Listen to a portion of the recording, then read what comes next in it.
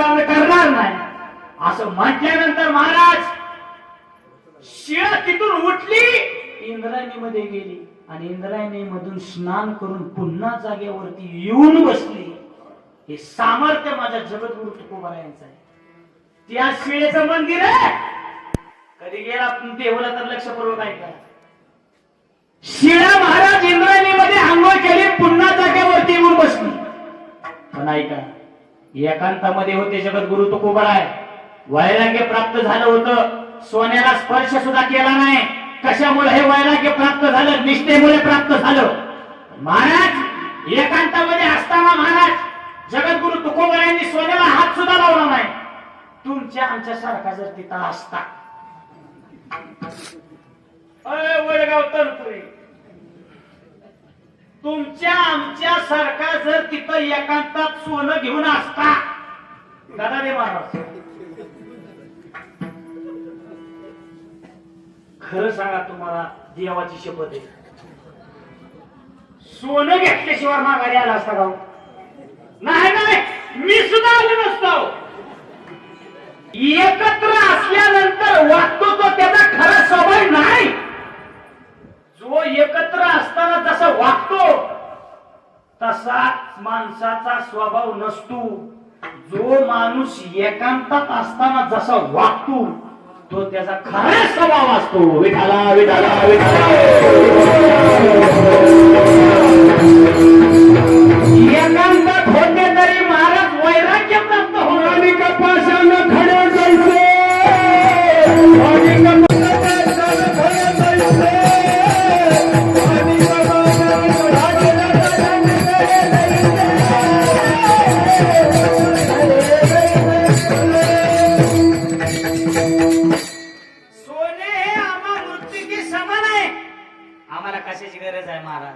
नका देऊ. आमच्यासाठी काय करायचं असेल तर फक्त पांडुरंगाचं भजन करा बस. हे कोण सांगतंय? जगद्गुरु तुकोबाराय सांगतात छत्रपती शिवाजी महाराजांना. लक्षपूर्वक ऐका, एवढं वैराग्य माझ्या जगद्गुरु तुकोबारायांकडे होतं. साधक मंडळी म्हणली, महाराज तुमच्याकडे निष्ठा वैराग्य प्राप्त झालं. असं काय काय तुम्हाला मिळालं या निष्ठेमुळं. जगद्गुरु तुकोबाराय सांगतात जगद्गुरु पदवी आम्हाला मिळाली. या विश्वामध्ये 3 जगद्गुरु झाले. लक्षपूर्वक ऐका गावकरी मंडळी, 3 जगद्गुरु या विश्वामध्ये झाले. 4था जगद्गुरु नाही, लिहून घ्या. कृष्ण मंदिर जगद्गुरु 1, जगद्गुरु शंकराचार्य 2 आणि 3रे जगद्गुरु तुकोबाराय. कशामुळे पदवी प्राप्त झाली? लक्षपूर्वक ऐका. कृष्ण मंदिर जगद्गुरु जिवंत बैलाची धार काढली माझ्या श्रीकृष्ण भगवान पारण्यातनं, जगद्गुरु पदवी प्राप्त आहे. जगद्गुरु शंकराचार्य चित्रातल्या बैलाची धार काढली, पानावरती चित्र लिहिलेलं रेखाटलेलं आहे. एवढं सामर्थ्य होतं महाराज जगद्गुरु शंकराचार्यांचं. चित्रातल्या बैलाची धार काढली, एवढं सामर्थ्य जगद्गुरु पदवी प्राप्त आहे. आणि माझे जगद्गुरु तुकोबाराय. कशी जगद्गुरु पदवी मिळाली? या निष्ठेमुळे मिळाली. पण कशी मिळाली आहे का? जगद्गुरु तुकोबारायांची मुलगी येलवडीला राहते, भागीरथी नाव आहे तिचं. महिला मंडळ ऐका, तुमच्यासाठी दृष्टांत आहे. माझ्या जगद्गुरु तुकोबारायांची मुलगी आहे भागीरथी, येलवडी गाव आहे तिचं. जगद्गुरु तुकोबाराय येलवडीला भेटण्यासाठी जात होते, मुलीला भेटण्यासाठी जात होते. मला सांगा, कुठल्या सासर वासनीला वाटत नाही की माहेरचं कोण येऊ भेटायला येऊ नये? माझे वडील भेटायला येऊ द्या, माझा भाव येऊ द्या. अहो साध पुत्र जरी माहेरचं नुसतं कुत्र जरी दिसलं का नाही, इकडून सासरच्यानी महाराज त्याला हाड जरी म्हणलं, ताकद नाही की परत संध्याकाळी जेवायची. नाही नाही नाही नाही, त्याला आव हाडाच म्हणावं लागतं. एवढं प्रेम माहेराव आहे. खरं आहे का नाही मला सांगा? हो, एवढं प्रेम माहेरावर. आणि जगद्गुरु तुकोबाराय भेटण्यासाठी भागीरथीला गेलेले मुलगी आहे. आणि मुलगी म्हणायची, भागीरथी जगद्गुरु तुकोबारायांना म्हणायची, बाबा मला तुम्ही सारखं भेटायला येत जाओ, मला भारी वाटत. कोणतरी महाराज माहेरचं यावं, या वाटेकडे मी डोळे लावून भाजत असते महाराज तुमचं मी.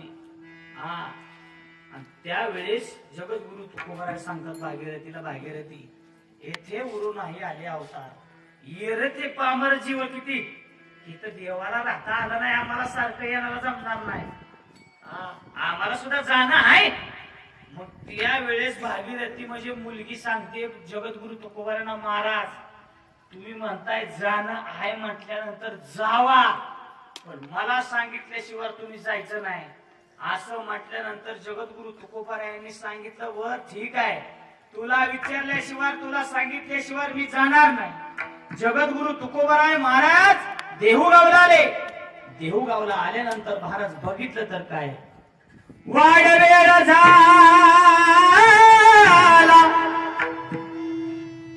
उभा पांडुरंग, वैकुंठ श्रीरंग बोलावितो,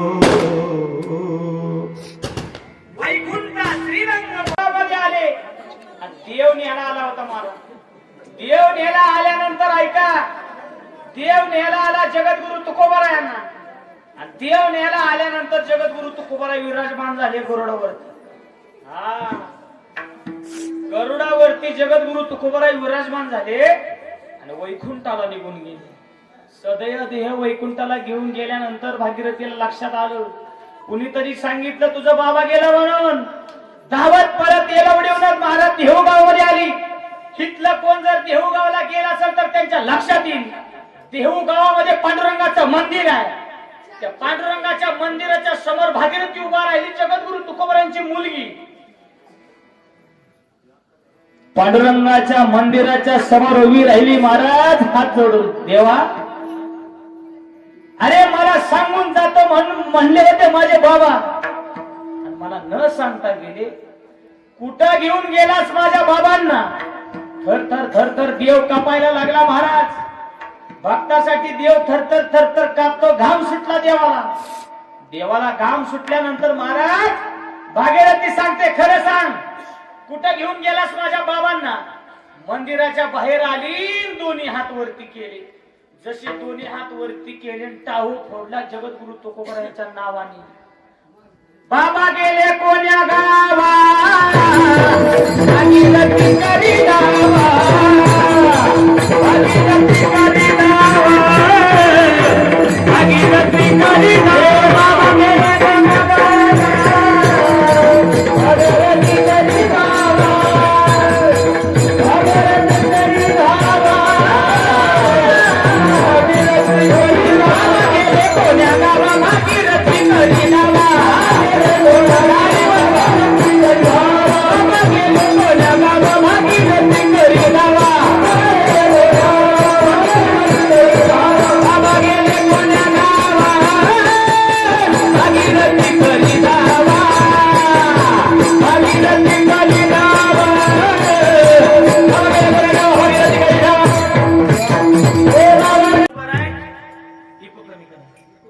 जगद्गुरु तुकोबाराय वैकुंठातून खाली आले.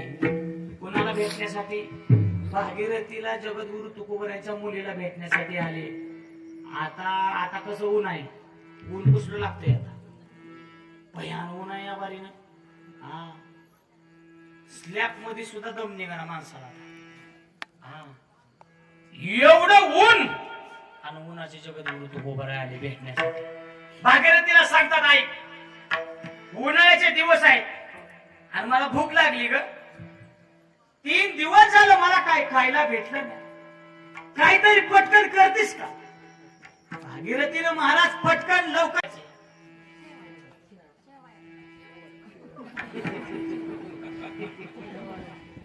नवाजीच्या डोक्या पदर आहे, तिने तरी सांगा की काय शेवयाच करायला पाहिजे होती. आपण भागीरथीनं बोटो केला. आता मायला हसल्या सगळ्या म्हणणार, 5व्या दिवशी सुद्धा येणार कुणी बोलावलाय बुवा बरी हो. शेवयान बटव एकच म्हणतो यो. शेवयान बटव एक आहे का? शेवयान बटव एक नाही. चिकोर देश घेऊन बाबा तुमच्या काळातलं सांगतो या, आमच्या नाही. आमची लय स्वार्थी जात ही तरुणी, सगळ्या तरुणी आता एकमेकांच्या घरी कोणी सुद्धा जात नाही महाराज. आता ही वयस्कर मंडळी आहेत ना, ह्यांनी काय केलं माहितीये का, नाती जपली महाराज यांनी. प्रत्येक माणूस, वयस्कर माणूस प्रत्येकाच्या घरी घेऊन जायचा, परदेश प्रत्येकाला द्यायचा. आता तशी प्रथा राहिली नाही हो. आता आमच्या पिढीला मी आताच सांगितलं, आमच्या पोर असलेली आता जी नवीन लग्न होते ती का नाही, बेकारी झाली बघा सगळे. आता कुणी नातं जपायला तयार नाही, अजिबात सुद्धा नाही. का कुणी सुद्धा नातं आता जपायला तयार नाही. ऐका, आता आपण कालवणाला कालवण म्हणना, आपण भाताला सुद्धा भात म्हणना. आता काय म्हणते, राईस. काय झालं, पुण्याला कीर्तनाला मी गेलो. पुण्याला किती सुशिक्षित माणसं झाली आहे का महिला मंडळ. पुण्याला कीर्तनाला गेल्यानंतर 7 ते 9 वेळ पुण्याची, 7 ते 9 वेळ, 9 नंतर जेवण सगळ्याला. आणि महाराज जेवण 7 ते 9 वेळ. आम्हाला भुका लागल्या होत्या, मांडाला वरडलो होतो मी बी. म्हणलं आता पटकीन आपलं जेवायचं. आता आमचं जेवण काय नुसतं वाटीत आहे वेळ. अहो ताटात दूध ओतलं होतं आणि असे 3-4 चपात्या कुस्कारल्या होत्या मी आता मगाशी. आपल्याला असं जेवण लागतं, ही उग वाटीत हिन तीन मला नाही मिळत खात्याचा, अजिबात नाही. झालं काय, ऐका, घोटाळा माझा असा झाला. पुण्याला गेलो, जेवाय बसलो, कीर्तन झाल्या, एवढी चपात्या. काय व्हायचं ते आता माझ्या तब्येतीनं मला सांगा, ही मला बारीक आहे का, एवढी चपातीनं काय व्हायचंय मला. आणि ती बिचारी मन मोकळ्या पानाला वाढत बी नव्हती वाढत मन मोकळेपणा. ती आपलं काय करायची, एक आपली चपाती बारकुची त्याची आणि जाऊन उमऱ्या थांबायची. मी आपलं काय करायचो, येते का नाही म्हणून आपलं चपाती येते का नाही म्हणून आपलं तुकडा मोडून खायचो. होता काय करता 9 नंतर काय, मी काय बाहेर शेवट काय मारायचं. आता काय करायचं म्हणजे तुकडा मोडून खाऊ. ती बिचारी आपली उमर येते म्हणायची, काय हवं का, कसला आवाज नाकातला, काय हवं का. म्या म्हणलं काय तुझं डोंबलं खावं का, त्याला ये पुढं आग्रह करू वाढ, मग माणूस 4 चपात्या जास्त खाता या. आता आजीबाईने कसं, घ्या महाराज घ्या जरा चपाती घ्या, तूप घ्या असा आग्रह करू वाढ. ती बिचारी वाढायची आली. ऐकाय किती माणसं सुशिक्षित झाली. ती बिचारी वाढायची आली, पण चप्पल घालूनच वाढाय आली. आय घोटाळा झाला गाड्या म्हणतात, चप्पल घालून वाढाय आली. मी म्हणलं, होय ताई साहेब चप्पल कशाला घातली. ती म्हणली, महाराज ही आमची जेवाय वाढायची चप्पल आहे. जेवाय वाढायची चप्पल आहे, घोटाळा झाला गाड्या आपला. कुठं आलोय मी, जेवाय वाढायची चप्पल आहे म्हणताय. मी म्हणलं जेवाय वाढायची चप्पल आहे म्हणताय म्हणल्यानंतर अशी बंदाकडनं धरून 3च भात वाढा की मला चपली. मग तुम्ही बी सुशिक्षित झाले का वाटत. माणसं सुशिक्षित झाली महाराज. माणसं आता जुनं विसरून गेली. जगद्गुरु तुकोबाराय सांगतात, देवा अरे आम्ही किती बी जुनं होऊन गेली, पण आमची सेवा तुका म्हणे देवा. जुनाचही माझी सेवा, जुनाचही माझी सेवा, जुनाचही माझी सेवा.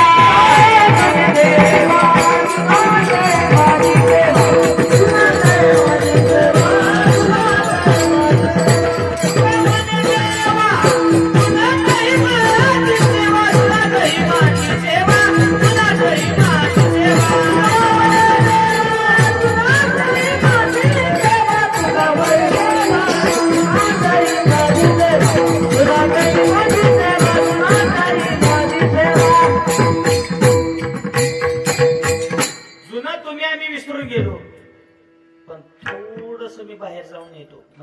म्हणजे या दृष्टांताच्या बाहेर जाऊन तुम्हाला एक गोष्ट सांगतो. जुनं तुम्ही आम्ही का विसरून गेलो महाराज. तुम्ही आम्ही आता मराठी शाळेला विसरून गेलो, जुनं विसरून गेलो. मला सांगा, इथं बसलेली किती माणसं अशी आहे की मराठी शाळेत शिकली, ती सगळीच आहे ती. जुनं तुम्ही आम्ही का विसरून गेलो मी का सांगतोय. आता प्रत्येकाची मुलं महाराज इंग्लिश मिडियमला आहेत. माझं वाक्य लक्षपूर्वक ऐका. प्रत्येकाची मुलं आता इंग्लिश मिडियमला आहेत. पण माझं वाक्य लक्षपूर्वक ऐका. ज्यांची मुलं इंग्लिश मिडियमला आहेत त्यांच्या इंग्लिश मिडियमच्या फी भरण्याच्या लायकीचं जर आपल्याला कोणी बनवलं असेल तर ती त्या मराठी शाळेनं बनवलं, एवढं लक्षात असू द्या. ही जुनं आहे. जुनं तुम्ही आम्ही विसरून चालत नाही. जगद्गुरु तुकोबारायांना बोटवं केलं आणि ती बोटवं कोरडं खायचं कसं. भागीरथी गावामध्ये गेली आणि गावामध्ये दूध आणण्यासाठी गेल्यानंतर कोणी सुद्धा दूध दिलं नाही. जगद्गुरु तुकोबारायांपाशी आली रडत. डोळ्यामध्ये पाणी आहे हो, आणि पाणी डोळ्यामध्ये घेऊन महाराज जगद्गुरु तुकोबारायांपाशी, बाबा कुणी सुद्धा दूध दिलं नाही हो, आता तुम्ही कोरडं बचव कसं खायचं. जगद्गुरु तुकोबाराय सांगतात भागीरथी रडू नको. माणसं अशीच असतात. अडचणीच्या काळामध्ये जास्त अडचणी.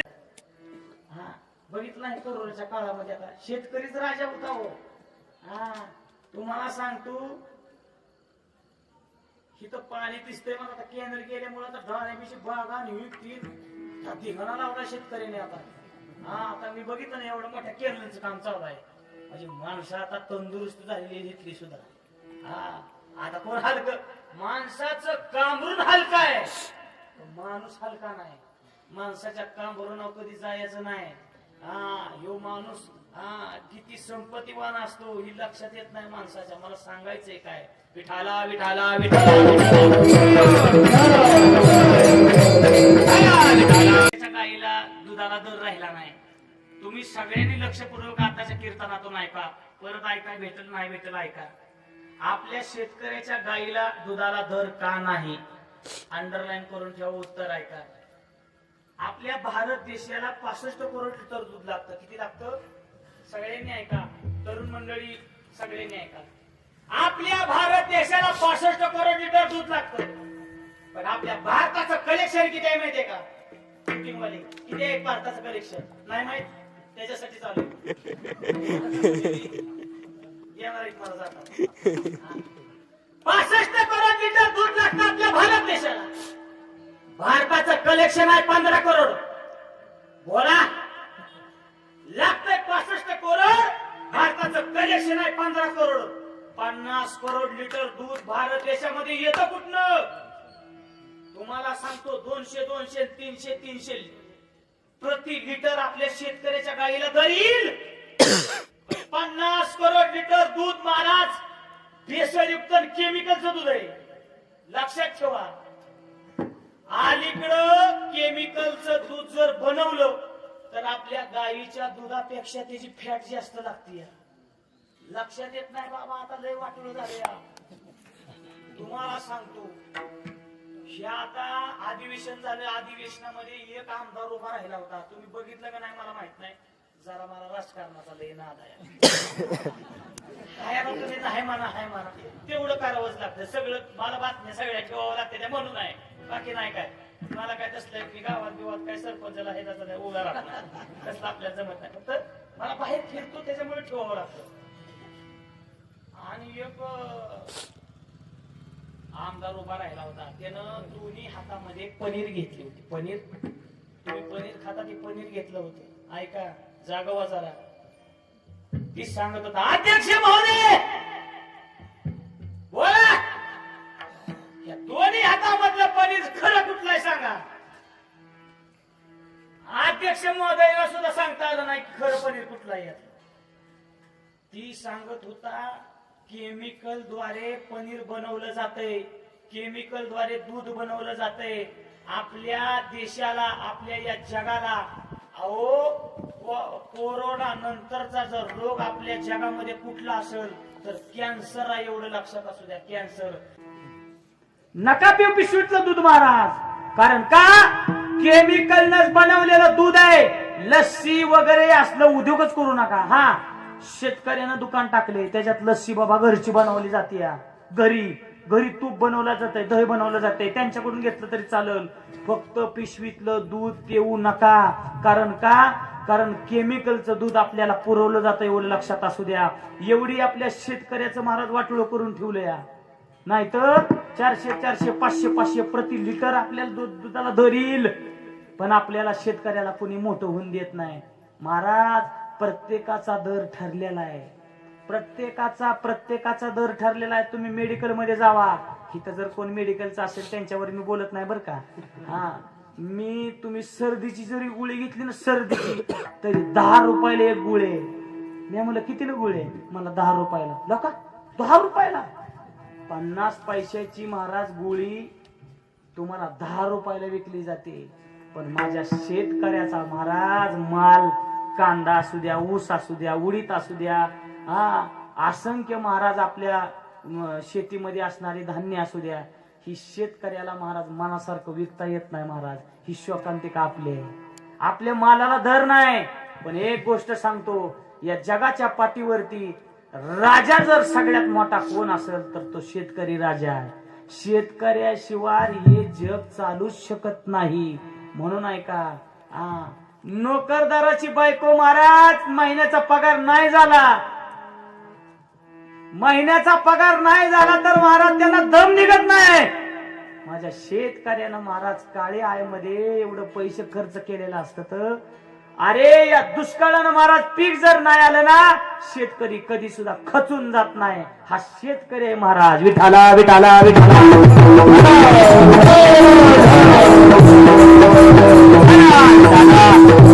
नारद महर्षी, तुम्ही देवाकडे जाता हो, मग देवाला एकदा विसरून या की.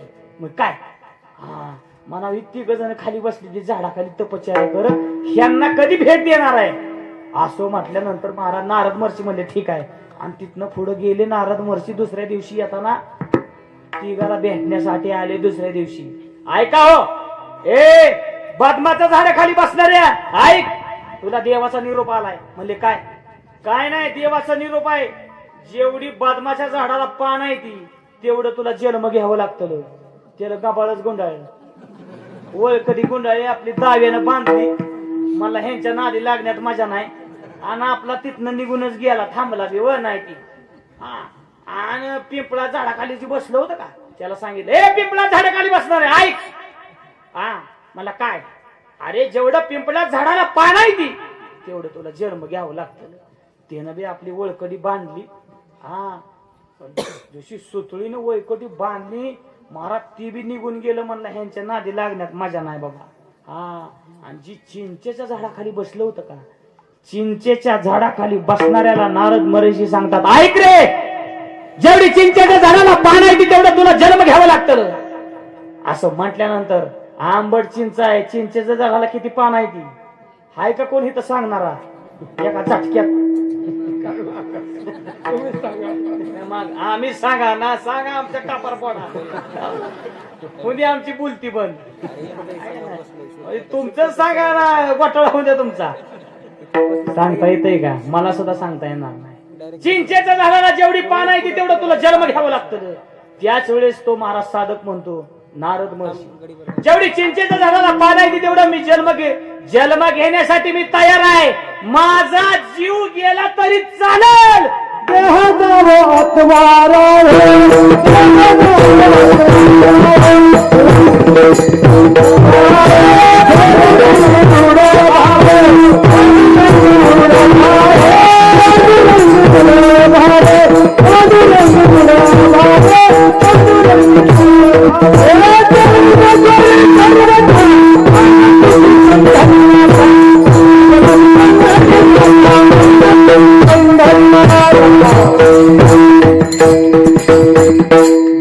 जाओ अथवा राहू, पांडुरंगी दृढ भाव, चरण न सोडी सर्वता आन तुझ पंढरीनाथा.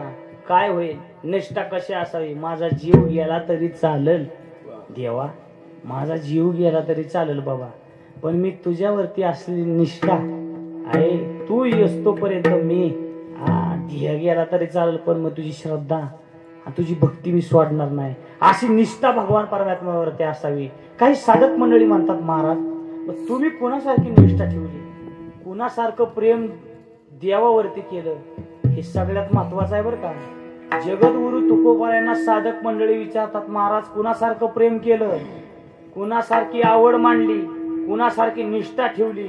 जगद्गुरु तुकोबाराय सांगतात कुणासारखी निष्ठा ठेवली सांगू का? अभंगाचं पहिलं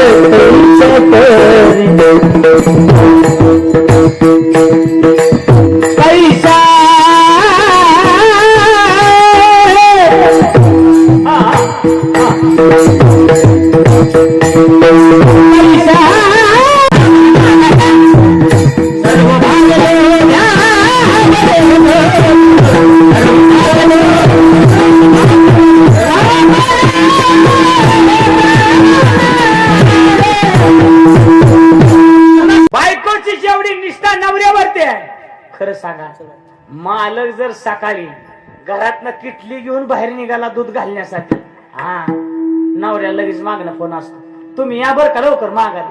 हा तुमच्याशिवाय नाही हो जाणार. चहा सुद्धा मी पित नाही आहो, नाही तर नाही पित. जेवण सुद्धा मला जाणार नाही, तुम्ही पाटकीनं घरी या. मालक घरी यायच्या आधी 2 कप चहा होत. हा काय बाजारातलं खारी आणलेल्या, हा काय छान चपाती 2 चपात्या तर तशाच आणलेल्या असते त्या, आणि म्हणायचं नुसतं तुमच्याशिवाय नाही हो नरड्याच्या खाली जात माल, नाही तर तुम्ही आल्याशिवाय नाही. आणि इकडे मालक म्हणतो हा माझ्याशिवाय बायको जेवत नाही बर का. अरे तू येडा आहे, 2 चपात्या खाल्ल्या त्या तिनं, चहा पिली 2 कप. महाराज याशी निष्ठा. जगद्गुरु तुकोबाराय सांगतात पतिव्रता शब्द काय आहे का? पतिव्रता होणं सोपं नाही. नाही नाही, पतिव्रता होणं आता सोपं नाही. आता पुरुष वर्ग आहे का, आपण जोपर्यंत घरी काहीतरी आणून देतोय तोपर्यंत आपल्याला घरी किंमत आहे. अंडरलाईन करून ठेवा. जो वरी चळन गा तो वरी म्हणती माझा, मानिती लहान थोर देह सुखाची याटाजा, इंद्रिय मावळली आला बागुला जा, काहीसा विपरीत झाला तोची नये देह नये तुझा. महाराज जोपर्यंत आपण काहीतरी घरी आणून देतोय तोपर्यंत आपल्याला किंमत आहे. ज्या दिवशी आपलं देणं बंद होईल त्या दिवशी महाराज आपलं वय निघून जाईल, इंद्रिय सगळी मावळतेली. त्यावेळेस आपली घरची सून काय म्हणते माहिती आहे का? नातवाला पोराला म्हणती रडू नको, कोपऱ्यात बागल बुवा बसलाय. अरे ज्या बागल बुवानं एवढी मोठी इमारत बांधली त्याला तुम्ही बागल बुवा केला. एवढं लक्षात असू द्या, काय नाही हो. आणि माणसं म्हणते की देवळात झोपणारी म्हातारी माणसं लय ही असते ती काय पारमार्थिक पारमार्थिक बेरमार्थिक नाही ती, घरनं हाकलून दिली ती. आता महाराज निष्ठा राहिली नाही. भगवान परमात्म्यावरती कशी निष्ठा पाहिजे, पत्नी जेवढं पतीवरती प्रेम करते. आता कशाच प्रेम राहिले, काही नाही. आमचं सुद्धा तसंच आहे. काय झालं, मला असं ओरडून बोलायची सवय आहे. ओरडून बोलायची म्हणजे काय लोक म्हणतील मैदाच वरडतो घेऊ लागत, ह्याला लय पैसे दिलेले दिसतात ते बरं का. असं ओरडून बोलायची सवय असल्यामुळे घोटाळा काय झाला माझा, अचानकच छातीत दुखायला लागलं माझ्या. बारामतीला, बारामती जवळ आहे मला 21 किलोमीटर. बारामतीला नेलं. ऐका, प्रेम असावं माणसात, पण ती स्वार्थी नसावं बर. स्वार्थी नसावं. महाराज बारामतीला मला नेलं, पण डॉक्टरना पुढं फोन, तयारीतच होती ती. खाली उतरवलं की महाराज पळवतच दवाखान्यात नेलं की आमचे वडील म्हणले, डॉक्टर साहेब किती पैसे जाऊ द्या, पण माझ्या पोराला वाचव. काय पाहिजे तेवढं पैसे दे तुम्ही, माझं पोरग वाचलं पाहिजे. आय म्हणत होते माझं पोरग वाचवा. बा म्हणत होता काळजी करू नका, माझ्या वाटणीची जमीन जाऊ द्या, पण आमचा भाव वाचला पाहिजे. पण शेवटी एक पात्र राहिलं. गृहमंत्री यांनी सांगितलं, ती हॉस्पिटल डायरेक्ट डोक्यावर घेतलं त्यांनी. महाराज केस मुकली सुटलेली. डॉक्टर साहेब म्हणले, ही वरडतोय कोण कशाला वरडताय? तुमच्या वरडण्यानं घोटाळा होईल, व्हेंटिलेटरवरती लोक आहेत इथं, मरण त्यातलं एक जण इथं उद्योग होईल काहीतरी. वरडू नका डॉक्टर साहेब. अहो म्हणजे वरडू नका, तुमच्या महाराजाला काय सुद्धा झालं नाही. नाही डॉक्टर साहेब आमच्या महाराजाला वाचवा. म्हणले का? नाही महाराज, डॉक्टर साहेब आमच्या महाराजाला वाचवा. म्हणले का वाचवा का? पण ती आमची पैसे छापायची मशीन आहे. लय दिवस नाही हवं, मला सुद्धा असं वाटायला लागले लय वरड्यात मजाच नाही. ही आपलं मी आनंदासाठी करतोय महाराज. आयुष्यभर सांगतो, आपण ज्या दिवशी खाली बसलो का नाही त्या दिवशी बसलोच बघा. लय दिवस नाही. तर तुम्हाला एक गोष्ट सांगतो, मी माझं वय नाही एवढं की तुम्हाला काय सांगावं, पण माझं जाता जाता एक वाक्य आहे का, जे काय वारकरी संप्रदायामध्ये मी कमवलेलं आहे तुम्हाला सांगतो. वडीलधारी मंडळी इथं बसलेली आहे. ज्या दिवशी पोरगा आपला चांगला आहे, कर्तृत्वाला आला, त्या दिवशी पोराकडे सगळं देऊन टाकायचं. पोराला कळायला पाहिजे संसार काय आहे, प्रपंच काय आहे. मी या मताचा माणूस आहे महाराज. मला प्रपंच ज्याचा चांगला आहे तो माणूस मला आवडतो. मी असं म्हणणार नाही तुम्हाला प्रपंच सोडा बोंबलत फिरा, असलं नाही. ज्याचा प्रपंच चांगला. मी आता आपले काय त्यांचं नाव काय सांगितलं, भारती बाबांच्या तिथे गेलो होतो बघा. मला किती प्रसन्न वाटलं तिथे गेल्यावर. निवांत बसलो होतो, बाहेर बसलो का नाही. मी असलं VIP मग मी वागाय गेले, मी कधी बी वागतो चांगला, पण मातीत सुद्धा बसणारा बोवायला. मोठ्या गाडीत बिन मातीत बी बसतो. मला सांगायचंय काय, पोरांना लक्षपूर्वक आहे का, तरुण मंडळी कीर्तनाला आलेले आहे. जीवनामध्ये जगत असताना प्रपंच आपला चांगला झाला पाहिजे. आपल्या आई वडिलांची काहीतरी आपल्याकडून अपेक्षा एवढं लक्षात असू द्या. मुली आज माझ्या बहिणी कीर्तनाला आलेल्या आहेत, त्या जाता जाता एक वाक्य आहे का, तुमच्याकडून काहीतरी अपेक्षा आई वडिलांच्या आहेत. त्या रात्रंदिवस बाप कष्ट करतो, रात्रंदिवस बाप परत रानात मध्ये कष्ट करतो. त्याला महाराज 2:30 वाजलेला कळत नाहीत. त्याचं बनेल फाटलंय महाराज, बनेल फाटलं त्याचं. फाटक्या बनेला 2:30 वाजता रात्री महाराज पाणी द्यायला महाराज आपल्या रानामध्ये जातो. कुणासाठी? आपल्यासाठी जातो. पोरांना नीट आहे का, आपल्यासाठी बाप जातो. कधीतरी बापाची कीव करा, कधीतरी आईची कीव करा. अरे 9 महिने 9 दिवस या उदरामध्ये आईनं वागवलेलं आहे. अरे तुम्ही अंतरून ओलं केलं बाबांनो. अरे त्या ओल्या अंतरणावरती आई झोपली आणि वाळल्या अंतरणावरती आपल्याला झोपावलं. हे आई वडिलांचा उपकार आपल्यावरती आहेत. कधी उपकार विसरू काय का. आपली मुलगी आपला मुलगा शिकलाच पाहिजे, चांगल्या पदावरती कामाला लागला पाहिजे. तुम्हाला सांगतो, जरी कामाला नाही लागला तरी घरचा प्रपंच तरी त्यानं चांगला चालवला पाहिजे. प्रपंच ज्याचा नेटका त्याचा परमार्थ नेटका एवढं लक्षात असतो. ऐका मुलींनो, माझ्या बहिणींनो, ऐका कीर्तनाला आलेल्या. आता महाराष्ट्रामध्ये भयान अवस्था झालेल्या आहे. त्या काल मी लग्नाबद्दल काही गोष्टी रिसर्च केल्या. वाईमध्ये भला मोठा बंगला आहे, घरी 4-5 ट्रॅक्टर आहेत. म्हणजे मी काय जागा सांगायला आलो नाही. ती म्हणत होता महाराज मुलांचे लग्न जमत नाही. मी काय सांगितलं माहितीये का, अलीकडे काय झाले, कुठल्या तरी केस वाढवलेल्या मुलासोबत मुलगी पळून जाते आणि तीच मुलगी पोलीस स्टेशनला जाऊन सांगते मला आई वडिलांपासून धोका आहे. अरे ज्या आई वडिलांनी मी मगाची सांगितलं रात्रंदिवस तुमच्यासाठी कष्ट केलं. अरे मुलगी जन्माला आली, बाप हसत होता, घरातली सगळी नाराज झाली, मुलगी जन्माला आली म्हणून. बाप मारत हसला, रे मी भाग्यवान आहे, मला सोनं जन्माला आलं, सोनं माझ्या घरी. बाप महाराज हसत होता. गावामध्ये त्यानं पेढ वाटलं, महाराज पोरगी जन्माला आली म्हणून.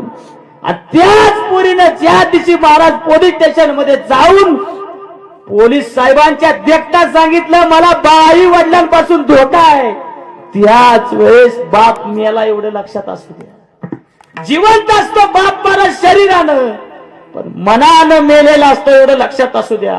पुरी हो, तुम्हाला असंख्य महाराज जागा भेटतील, तुम्ही लय गडबडी करताय.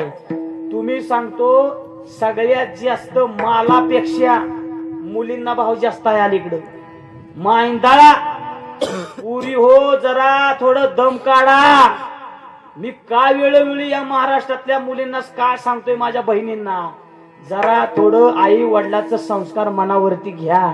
कशासाठी कीर्तन आहे, कशासाठी महाराज एवढा खर्च आहे. 4 मुली 4 मुलं आपल्या गावातून सुधारली तर हा सप्ताह महाराज आजपर्यंत गेलेला आपला सार्थकी झाला. अजिबात सुद्धा पळून जायचं नाही. काय गरज आहे पळून जायची महाराज. आणि पळून जायच्या आधी महाराज आई वडिलांच्या तोंडाकडे बघा. अहो एक मुलगी मी अशी बघितली महाराज, मी एक असं उदाहरण बघितलं. बाप स्वतः म्हणला पोरे पळून जाऊ नको तू, मी फास घेईन, फास औषध पिन. पोरगी तोंडाव बापाच्या म्हणली मी माझ्या मनानं पळून जाईल, तुम्हाला काय करायचं ती करा. कुठं चालला महाराज महाराष्ट्र, कुठं चालला परमार्थ, कुठं चालला महाराष्ट्र, कुठं चालले आपले संस्कार. तुम्हाला सांगतो आया हो, आया हो, ही टीव्ही वरती एकदा डबा होता. टीव्ही तुमची चालू होती 7 वाजता, ती 9 वाजेपर्यंत. ह्यांना जेवायच नाही 7-9 वाजल्याशिवाय. आया हो, तुमच्यावरती योग्य ते संस्कार करण्याची वेळ आलेली आहे मुलींवरती. मुलीला मैत्रीण म्हणून तुम्ही जपा, तिला विचारा. तुमच्याकडे सगळ्यात मोठं शस्त्र आहे. मुलींवरती योग्य ते संस्कार करा. कारण काय होतंय, तुम्ही जर टीव्ही बघत बसला तर मुलगी शेजारी येऊन बसती. आणि तीच महाराज प्रेम कहाण्या तुम्ही जेवढ्या टीव्ही वरती बघताय, आया बघते त्या आया प्रेम कहाणी. वाईट वाटतं महाराज कीर्तनामधून हे सांगायला, मला हे गोष्ट आवडत नाहीत महाराज कीर्तनामधून सांगायला, पण पर्याय नाही, मी हे सांगायला चालू केलंय महाराज. प्रेमाच्या गोष्टी महाराज कुठल्याही शाळेमध्ये शिकवल्या जात नाहीत. शिक्षक महाराज इथं असतील, गुरुजन वर्ग मला दर्शन घेतो त्यांचं, कुणीही शाळेमध्ये असल्या गोष्टी शिकवत नाही. प्रेम कहाणी घरामधून शिकवली जाते एवढं लक्षात असू द्या. आपण कसं संस्कार मुलांवरती करतो, वाढ वडील घरामध्ये कसे वागतात, आई घरामध्ये कशी वागते, तसं अनुकरण आताची महाराज मुलं करतात. म्हणून वेळोवेळी मी सगळ्याला सांगतोय की जरा थोडं व्यवस्थित वागा. पोरं आपली चांगली शिकली की आपला परमार्थ चांगला झाला. जगद्गुरु तुकोबराय सांगतात, अरे ऐका, पतिव्रते जैसा भ्रतार प्रमाण, आम्हा नारायण तैसा परी. भगवान परमात्मा कसा आवडतो ऐका. पत्नी जेवढं पतीवरती प्रेम करते तेवढा भगवान परमात्मा आम्हाला आवडतो ऐका. मग काही साधक मंडळी म्हणली, महाराज ऐकता का, तुम्ही बायकोच नवऱ्यावरती जेवढं प्रेम आहे हे उदाहरण सांगितलं, ह्या उदाहरणाच्या जागेवरती भावा बहिणीचं उदाहरण नाही का बसायचं. जगद्गुरु तुकोबरायांनी सांगितलं नाही बसणार, उदाहरण बसणार नाही. मग आई वडिलाचं उदाहरण बसेल का महाराज. महाराज म्हणले नाही. भावा बहिणीचं का बसणार नाही. जोवरी चाले धंदा तोवरी बहीण म्हणे दादा. का जोवरी त्याचं चांगलं चाललंय, प्रत्येक महाराज सणाला भाऊ साडी घेतो. एखाद्या सणाला महाराज त्याची ताराबळ होती, साडी जर आली नाही ना तर महाराज बहीण म्हणती, काय त्याच्या संसारावर डबा वाटायचा आहे का, काय करायचं त्याच्या संसाराचा. बहीण भावाचं नातं नाही चालायचं म्हणले महाराज, नाही चालायचं. मग आई वडिलाचं नातं, महाराज म्हणले आई वडिलाचं बी नातं नाही चालायचं का. काळाची ही उडी पडेल जेव्हा सोडविना तेव्हा मायबाप सुद्धा सोडवू शकत नाहीत. मग महाराज नवरा बायकोचं नातं का लावलं. महाराज म्हणले नवरा बायकोचं नातं लय अवघड आहे. म्हणले किती अवघड आहे ऐका. म्हणले एका जणाची आईच गेली, आई मेली, मेल्यानंतर जी रडायची लागलं ती एवढं रडायला लागलं महाराज. हा वरडायला लागलं, आई तुझ्याशिवाय मला कोण नव्हतं ग. आणि महाराज लय वरडायचं, महिनाभर जेवलंच नाही. अहो महिनाभर जेवलं नाही, लय वरडायचं, आई तुझ्याशिवाय मला कोण नव्हतं ग. तू तुझ्या एकट्याचाच आधार होता मला आई. आणि वरडायचं, महिनाभर जेवलं नाही, महिनाभर जेवलं नाही महाराज. पण ऐका ना, गावलंय चांगलं होतं, गावलंय चांगलं. हा वराडतय, महिनाभर जेवलं नाही म्हटल्यानंतर 30 म्हाताऱ्या गोळा झाल्या. 30 म्हाताऱ्या गोळा झाल्या. 30 म्हाताऱ्या गोळ्या त्यांच्याकडे गेल्या. त्या पोराकडे, नको रडू, नको रडू. ती म्हणायची, आय मला सोडून गे, आय मला सोडून गेली, काय करू मी, काय करू आता मी, ऐकू नाही आला म्हणून. म्हाताऱ्या म्हणल्या, लयच वराडते, आम्हाला आहे म्हण, आम्हाला आहे म्हण. कोण म्हणते?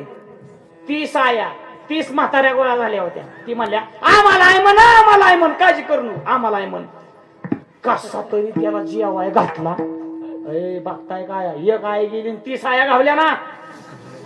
हा कसा तरी त्याला जेवाय घातला. त्याचं दुर्दैव, कर्मधर्म संयोगानं दुसऱ्या महिन्यामध्ये महाराज त्याची बहीणच मेली.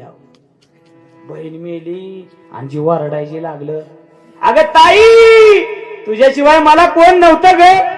अगं आई गेली ताई होती, आई गेल्यानंतर ताई म्हणजेच आई असती. आता मी कुणाकडे बघून जगू.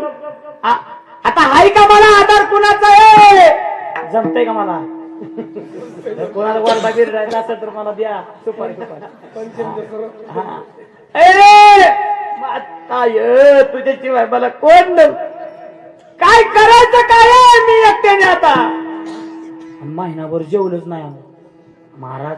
पण गाव लय चांगलं होतं, लय गाव चांगलं. हा बचत गटाच्या महिलाच गोळा झाल्या सगळ्या.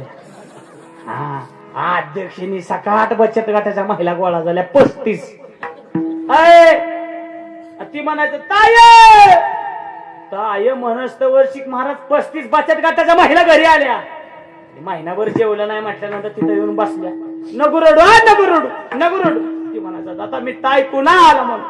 बचत गटाच्या महिला म्हणल्या, काळजी करू नको, आम्हाला ताई म्हण, आम्हाला ताई म्हण, आम्हाला ताई म्हण. कसा तरी त्याला जेवाय घातला महाराज. कर्मधर्म संयोगानं 3ऱ्या महिन्याभर त्याची बायकोच मेली. बघताय काय, गावलंय चांगलं. गावलंय चांगलं. महिला उंबऱ्यावरती याच्यात म्हणायच्या तसाच बोबल. जगद्गुरु तुकोबाराय सांगतात, नवरा बायकोचं नातं अवघड आहे. कारण का, चांगल्या माणसानं नवरा बायकोच्या भांडणात पडायचं नाही. कारण का, सकाळी भांडण करते ती 4 वाजता दोघं एकाच कपात चहा पेती. नवरा बायकोच्या भांडणात पडायचं नाही, अजिबात नाही. नवरा बायकोचं भांडण चांगलं नसतं. एका जणाचा एक विनोद ऐकला म्या, म्हणला 4 म्हशी सांभाळायला बऱ्या पण बायको नको. 4 म्हशी सांभाळायला बऱ्या पण बायको नको म्हणला.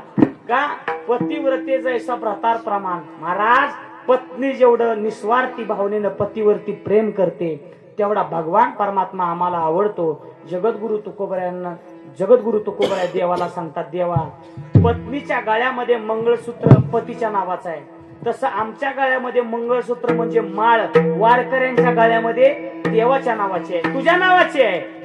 कपाळाला लेणं पतीच्या नावाचं आहे, तसं आमच्या कपाळाला लेणं बुक्का म्हणजे तुझ्या नावाचा आहे रे देवा.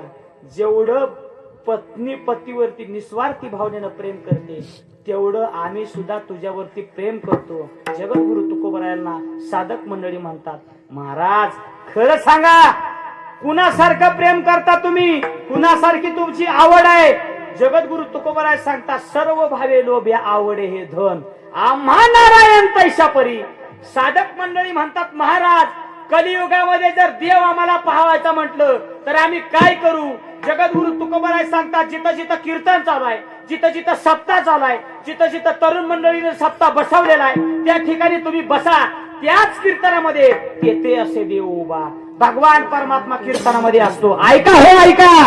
कलियुगामध्ये जर तुम्हाला देव बघायचा असेल तर तुम्हाला जर देव बघायचा असेल तर पंढरपूरला या आणि त्या पंढरपुरामध्ये आल्यानंतर कुठला देव आहे विठोबा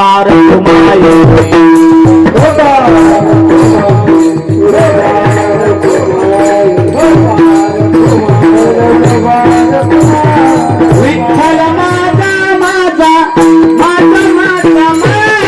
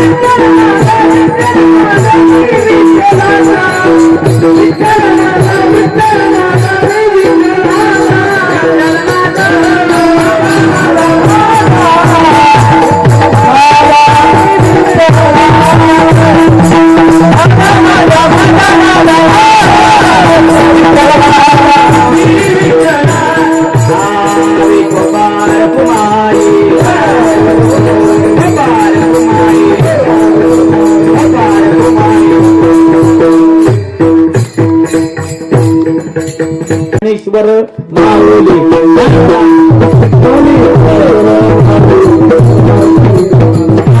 माऊली राज माऊली राम राम